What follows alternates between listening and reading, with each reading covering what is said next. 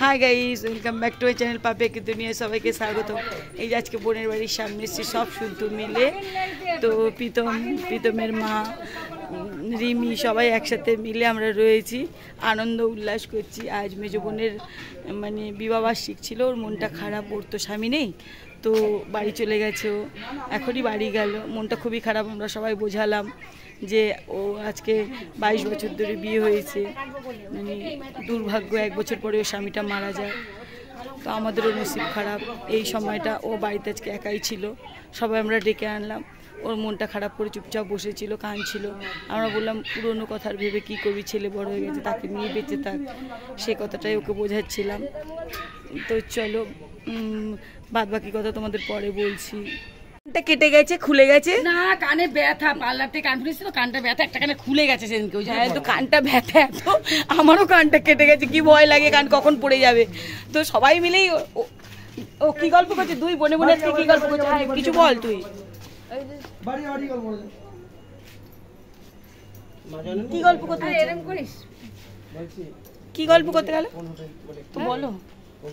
দেখেছো তোমাদের রিমি দিদি চলে এসছে, তোমরা সবাই বলো রিমি দিদি কোথায়, রিমি দিদি তোমার সাথে কি কিছু হয়েছে মাসিমণি, আমাকে সবাই বলেছে। তুমি তো আসো না, সেদিনকে এসেছিলাম, আমি ঘুমিয়ে পড়েছিলাম। ও সেদিনকে আমি এসেছিলাম, ও ঘুমিয়ে পড়েছে, দেখলে তো ওর এত ঘুম পেয়েছিল। কি টনিক খেয়েছিলি?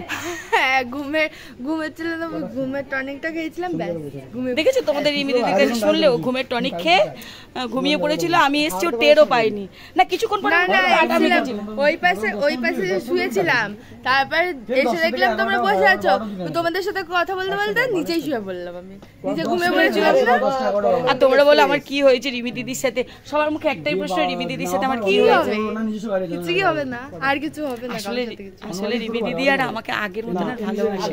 হ্যাঁ সেটাই মাসিমণি থেকে শাশুড়িমাকে বেশি ভালোবাসে না। কিন্তু রিমি দিদি আগে বলেছিল আমার মেয়ে, এখন আমি তোমার মেয়েই তো। ও শোনা, আর আজকে আমার এরকম লক্ষ্মী মেয়েই দরকার।